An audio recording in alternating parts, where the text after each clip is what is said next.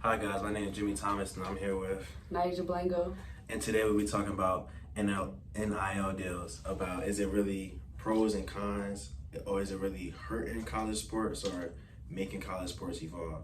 So with you now being a college player, how do you feel about the situation about NIL deals? Well, being a D2 athlete, I didn't really get too deep into the NIL deals. It was just starting to come about maybe my sophomore, junior year. And I think it's actually very beneficial. It gives athletes a chance to make money while playing, but there are some things I feel like should be taken in place, like just like a class on how to manage your money, taxes, and things like that nature before handling that much amount of money. Since you were ending your career when it was starting to come about, do you think this would have been something beneficial for you during that time, or? No, I definitely feel like it would have been beneficial to me, because I feel like back then, if I'm not trying to be weird, I'm not trying to say I'm doing it for the money, but it's just I would have worked a little harder, because I know I can make a financial way for my parents, for me myself. So definitely, if I would have that would have came earlier, I probably would have took basketball way more serious than what I did. But I mean, for it's really just I feel like from D3 to D1, it's really just how much. Because for D3, I play D3, so for D3, it's you might see deals, but you're not gonna see deals D2. Yes, I'm saying Angel Reese, or you know what I mean, yeah. or Caitlin Clark. You're not gonna see deals like that. So, but that's what I'm saying. So my question for you is, do you feel like it's hurting the sports world? Yes, I, in some ways it does, especially in terms of recruiting. So a lot of the bigger schools they already get the best recruitments, right? Recruits coming in. But now, certain schools have NIL deals where every player on the team is a part of that deal, whether or not they're playing or not. So that's just another benefit or advantage that they have over other schools, smaller schools, as well as a power thing, right? Money is power. So people or athletes who make a certain amount of money, now you have to deal with disciplinary things, to the point where okay, they might say, oh, I'm too big, I'm not going to class, or I'm not going to practice, or respond in a certain way where they feel like they're higher than they are. And speaking of that, so having them make so much money, some of them are making millions in college, right? And with the being able to leave and go straight to the league, how do you think that impacts everything? Is that good or bad? Some people are making more, like Angel Reese, making millions, and a lot of people in WNBA don't make millions already. So, I would see why she would want to stay for another year. So how do you think that's impacting the transition? In my opinion, I feel like it's good and bad, because you have somebody like Angel Reese, I know somebody's helping her with her money, know where to sign. But you give a kid who don't have no team, no nothing, him just signing something, he not really gonna know what he's signing. He just see the money sign, but he don't see he stuck in a contract for 4 or 5 years, have to do a certain thing to get your money. So I feel like it's doing good, but then it's also hurting, because financial, having really the financials of it, I feel like people need to be taught that. But it's also a good thing too, because now college kids are earning, because they the ones who's providing entertainment. So I feel like they do deserve that. They the ones putting their blood, sweat, and tears in the game. Correct. I agree. I feel like it definitely could be dangerous in terms of the money, right? So you don't want to graduate, you making all this money, and then next thing you know, you find out you in debt. That's what I'm saying. Because you didn't know you was supposed to be paying taxes on it, or whatever, or you didn't read the fine print in your contract and realize once you graduate, there's still certain things that you have to do, and you might not be able to uphold that platform if you don't hoop anymore, or whatever the case may be. Especially so recently, I seen it in discussion of high school students, and if they're going to continue with this, I just think that they should just start offering these classes or pushing for these classes before. You should have a certain amount of knowledge before you start throwing that type of money at a child, really, just throwing it away. like a 17-year-old with millions. Yeah. You know he not really gonna know what to do with that money. Like you know he gonna blow school with a fresh car. Yeah, he gonna blow the money. Like yeah. So I think overall the NIL is just something new. Yeah. It's definitely something new, and coaches and I feel like we didn't do enough to really learn or think about the risks that came with it. You know, there's a lot of money being pushed into it. Recently, when we went to the CIAA, we went to a conference where Wells Fargo was talking about a program that they actually have, right? Bro. Yeah, so they was talking about NILs and how much students come in there, right? Student athletes come in there with their contracts, and they don't really know what they're signing. They don't really know about the taxes on it or whatever the case is in terms of how it's going to impact their financial aid or, you know, just their scholarship in general. So there are some programs being in place, but I just feel like there needs to be more pushed out there. Yeah. In terms of preparation for it. Yeah, but I feel like, especially like these I know these D1s, but probably have it, but like I feel like every university, since like you can make money off your name, image, and likeness, I feel like they should have a team. So like, say if you just get a deal, I feel like you should go to like an athletic department, be like, hey, like what is this? Right. Like, is this good? Is it bad? Like, should I sign it? I feel like they should have like a team for that. Like, so and that probably will go through the compliance people. That way, because you have to talk to them anyway before you get your scholarship, right? Because especially, I don't know about everywhere else, but I know here our scholarship is for that year. So either they can renew it or whatever the case is. And I didn't even know that, you bro. Yeah, so yeah. Yeah, I didn't even know that. Yeah, you gotta work to keep your scholarship. So if you get an NIL deal, that changes everything in terms of if it's a certain amount of money and it's taxable, then your financial aid is gonna reduce. So then you're definitely not going to get the same amount of scholarship, or you might need more, or whatever the case is. Since some of the NIL deals are not as big, right? And then you sign these deals, you put your face out there, realizing you're only getting 2%, right? So you just wasted a deal. You're not getting the money that you thought you was getting, and you're not gonna be able to pocket it because now you gotta put it towards your tuition. So is that beneficial or no? Really not. But it's really not. Yeah, as you really say it, but it's really not beneficial. But then it is. I don't know, because I know like some guys who really like try to work to get like NIL deals because they really need it. Right. But then some guys just getting the money. But like they feel like they big headed, like they don't gotta go to practice, attitude. Like I remember the coach from NC State, like he was like one like the starting point guard. He didn't want to play because they have his types. Right. So how does that impact your team? Like that's what I'm saying. Yeah, like he's supposed to be a leader, but he thinks since he got all this money and stuff, he don't gotta really do that. So I feel like that's the only downward side for that. But it's the other downward sides too, but I feel like that's the main downward side. Right. I feel like it's gonna take away like the hard work, the integrity, the leadership. Like basically like the real understanding of like what sports is. Yeah, that makes the sports like, that definitely makes the sport. The dedication that comes with it, it might just turn into quote unquote a job, which it is a job, but you know, I think it's a great thing for the economy though, because just any addition to money flow is good for the economy. You have more student athletes able to pay for things or you know, so I just feel like overall it is beneficial if it's done the right way, you know. So over time, over the years, I feel like it should improve as you just work the kinks out. But in the beginning I feel like there was just a lot of downfalls because it was thrown out there blindsidedly, like it was just immediate and you know, some people took advantage of it. But and that's the thing too with that, because like they were saying it was like usually you know how like when a bill passed, it take a little minute and then they really like I feel like when this came out they just threw it like here, like you can get money now, but they ain't tell you like you gotta do this, taxes. And it was like in the heat of COVID. So it was heat of COVID, so to any young kid they thinking like, oh yeah, but like in realization you like, wait, like, cause there's no such thing as free money. Like something's got to be back in return, or you have to do something for it. So I mean, but also, I guess next topic.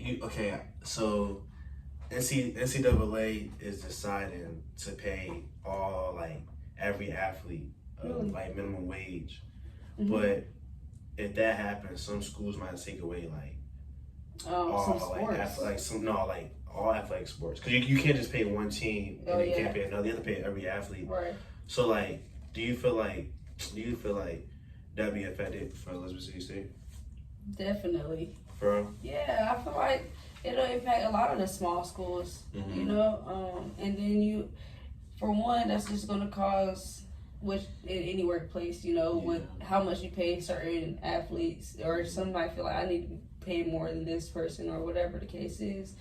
But just simply having the money to pay all the athletes, and in terms of how many sports you have. So, you know, when you at a school, you have to have a certain amount of sports for females and males to even be eligible to participate in collegiate athletics. But in terms of the money, that'll definitely impact roster spots. Yeah. Right? So that's less opportunities for athletes. And there'll probably be less sports for each school. So then you're bringing in less money for the school. You're losing revenue there, especially in terms of football programs. Basketball is more popular, volleyball, and like softball, baseball. So yeah, I think that'll be. I don't agree with that right now. I don't really see that happening, and especially like in the CIAA or other Division II schools, but even small D1s. But how do you feel about that? I feel like you shouldn't do that because like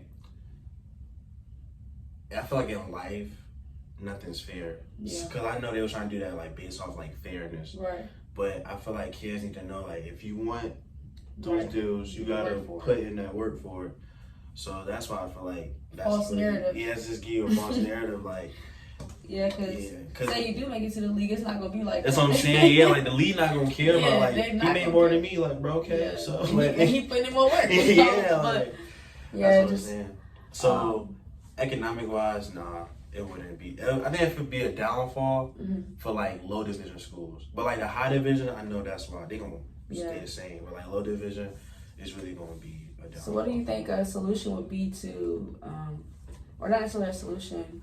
What would a good action be to improve the NIL deals and how effective it is for student athletes? Really, like in my honest opinion, like really have sit down meetings with the kids, like really explain, like get them a lawyer. You know what I'm saying? Like have a team lawyer so they can really know like what they really signing up for. Yeah, they really signing up for because. It's I feel like a lot of people get trapped, especially like, you know, like the Black community, like we don't really know the ins and outs of financials, like for real. It's not really something that's talked about. Talk to us about. And then I feel like another upside too, like another thing that they need to start doing for like the student athletes is like when they get these deals, like try to tell them like try to make them appreciative of it, like. Like, okay, like you got this money, but you have to you have to keep doing good and keep doing this to make us with a company. Cause what marketing, like what companies want like family favorite, you know what I mean? Like, you know. Yeah. The one with the image. Yeah, the one with the image. So it's just like I feel like you have to really teach kids that like if you getting all this money, you have to really have a fan favorite image. Right, so because you're not just representing yourself at that point, right? So especially with now social media being so big, a lot of the NIL deals is posting on your social media or having a reel or TikTok or whatever the case is, and you're seen by hundreds of thousands of people. So you have to realize that you're representing your family first, yourself, your school, your team. So if you have a bad reputation in terms of your attitude and stuff like that, then it's down for everybody. And that's just another part of the, I guess, just not even necessarily a course that needs to be had, but just things that need to be talked about more. You know, we don't have these conversations until, you already have the money. Right? These are things that you should need to do in terms of preparation. Before. You know, but financial literacy is a thing that's just now like you're just thrown out there, especially like you know so a lot of younger people are getting their money early with the YouTube and all that, and then they're blowing it because they don't know how to manage it. So that's just the biggest thing for me is just learning to manage it, knowing what comes with it, what you're signing up for, how long, what is actually being said in this contract. Because I see zeros and my eyes get big. So as a kid, you're not thinking about, like, I don't even care. I'm just, you know, now I got money, mama, we made it. That's what I'm saying, But I think it's going to be a really good thing for economic growth overall. It'll be great for student athletes as it evolves. But I just don't agree with it being in high schools. Yeah. Because I feel like that's a time where you're still building your foundation. You're still learning yourself. Yeah, right. You're still learning how to be dedicated to your craft. You know how to perfect your craft. And you throwing money at me, I'm already thinking, I'm him, I'm her, whatever, you know? So that can kind of mess up the work ethic early. And I feel like that will mess up the chances for some of the athletes coming up. Especially, I've already seen, you know, growing up, you know, you hear in the news about somebody who has all these offers and they mess it up with one mistake, you know, because they thought, oh, I'm invincible or whatever the case is. So that's the biggest thing for me. Yeah, I feel like really just character for real when all these different name, image, likeness deals come out. But how do you feel like the coaches feel? Like, how do you think the coaches feel about this now? Because think about it, like, say like a coach who's been coaching for like 20 years. Yeah. Like, he already has like traditional mindset. Exactly. So now this coming, now you're dealing with kids who big headed, who, you know what I'm saying? So how do you feel like the coaches feel? And that's a lot of the newer coaches. Some of them like it just because they know the publicity it brings to their institution, to their program, right? So a lot more people are looking at y'all, or the eyes are on y'all. But traditionally, it brings problems. Mm-hmm. You know, it can bring problems if the wrong amount of money gets into the wrong athlete's hands, in terms of just not mentally mature enough for it. Yeah. You know, so that's just the biggest thing in terms of controlling that. Not trying to downplay your athlete, also like celebrating them, but then also letting them know like, hey, you're still a part of the team. You're not bigger than him, her, or whatever, and you still need to follow these rules. That's just the biggest thing, is the discipline that needs to be set. If the discipline is set in place, then it should be no problem. All right, so my next question to you is, if you got a deal, like, what's the first thing you doing? Like, for me? Yeah, like, what's the first thing you doing for you? Right now, if I was to get a deal, the first place, I need to go to the bank. I need to go to the bank. I need to have the conversation with them about how to invest my money, right? Mm-hmm. So lately I've been learning more about investing and what it actually means to invest, because I do play basketball and I do want to play professionally and, you know, make a living off of it, but I also want to have money left over. Like, I'm doing this for my family, you know, so I don't want to just spend it on flashy things or whatever. I need to know more. I'm not that knowledgeable about investing. I mean, financial literacy was not something that was huge in my conversations in my household, so that's something that I'm still learning, and that would definitely be the first place I would go, to the bank. So I need to learn about money shares and what accounts do I need to put this in. No, definitely. So if you were to have got a deal, what would be your first? What would you?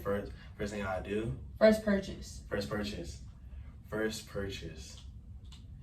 For real, I'll probably buy real estate. Kind of real estate really gonna make a long way travel, so I'll probably buy real estate.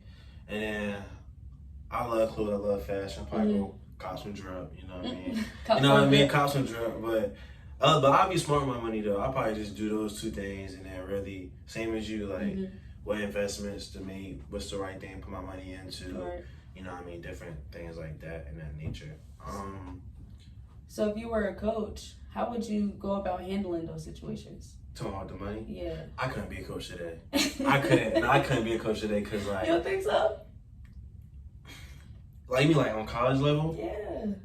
No, I couldn't. Cause you egos. That's what I'm saying. Cause you really dealing with a lot of egos, and now money's in place. Yeah. Money involved. It's like okay. Cause I can see the fights. that's what I'm saying. Yeah, like back then, like if you was playing like D1, D2 ball, like you try to go to the league, so you really gotta put in the work.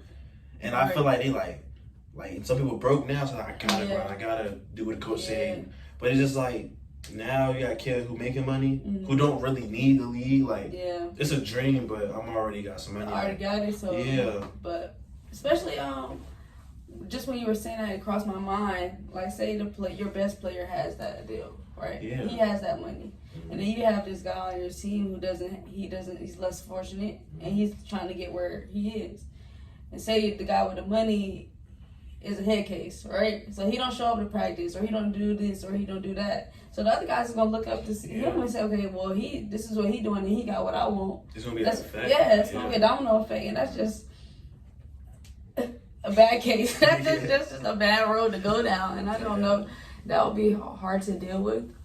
In these days, definitely coaches need to have a number of staff on their team. It's a lot to deal with for one coach. Exactly, a lot to do. Especially like already being in college, you got a lot on your plate. You know, with your athletics, your schoolwork. Some people work outside of it, so it's just a lot to handle. And then now you throw all these zeros in my face, and I got obligations to uphold. So there's just a lot. Cause I can't even count like my freshman year.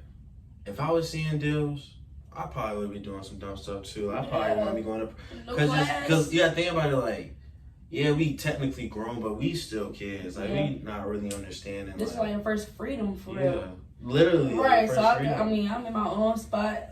I ain't gotta worry about coming at home in a certain time. And now I got all this money. That's what I'm saying. You think on me? Yeah, you think you the man. Like. But so overall, I think it will be really great. Just right now, I feel like there's just some knowledge missing in terms of for the athletes themselves. And for bigger businesses and companies, that's easy for them to take advantage of younger athletes. I was just gonna say that too. Like for companies too, I feel like they also taking an advantage because, so I seen for like Target, like when they do deals with people, like actual like celebrities, famous people, it'd be way more than what like a regular college kid would get. Well, like which I understand. Which I understand because like you know famous and but I just feel like you need to like really know how to market yourself. Like if you see like these if they give you a deal, they see potential in you to be something. Correct. So I feel like also what student athletes should do too is like know how to negotiate. Like okay, like y'all give me this, but I feel like I deserve this. Yeah, I'm worth this, or I feel like I should like deserve this. So I feel like that's the thing that student athletes need to look out too for is knowing how to negotiate, knowing how to really knowing that they're a brand. Yeah, they're really a brand. Yeah. You need to know how to sell your value or let people know like, okay, this is what I'm worth. This is what I bring to the table. And that's definitely a big deal right now. So with the NIL deals already, it's popularity in rankings. So you see these people more. ESPN's gonna post some more, House of Highlights gonna post some more. They get more, and then you get more money based off of the views and followers you have. Right, so these are things that all athletes need to learn how to do. Be more involved in social media because social media is taking over right now. AI and all that is taking over. So NIL is definitely a big deal and it's booming right now as social media has gotten bigger over COVID. Since everybody was at home, all they was doing was on their phones. So NIL, I see why they pushed it out so fast because it was in the heat of the moment. That's what I'm saying. Everybody wasn't doing nothing but on their phones. And then some people got like a year back from college, so it really like when they really slid it in there. Perfect time. At the perfect time, because like you're right. They said the perfect time because COVID. Then you hear about what's all this about name, image, likeness? Right. What is it? Because you was hearing like rumors about it, but you didn't know it was gonna go down. Yeah. So then it get thrown out. And everybody get an extra year back, so then like people gonna be like, I'm going back to college to get paid. Money. Yeah. So. Already jobs shut down for COVID, so this is another way that I can be making money, and I'm just hooping or football, whatever I'm doing. Literally. So. You think you can coach? Yeah, actually, I would love to coach. Okay. Like college, or like you just wanna? Eventually college, but I love working with kids. You know, just to see them develop over time. I will do college later on because I feel like once they get to the college stage, we already feel like I already know everything. Yeah. You know, so it's a little bit harder. I need to get my feet wet first for the younger kids. But I can see myself coaching. It's definitely a passion that's there for me. But I just want to hoop for right now. You know, so but. All right, so to close out this discussion, I want to remind all the student athletes listening in on a program that is presented by Wells Fargo. They provide financial tips and education as well as resources to help with money management. Again, I am NyAsia Blango. And I'm Jimmie Thomas. And thanks for listening. And I also want to congratulate you for your good tournament state run MVP. Thank you.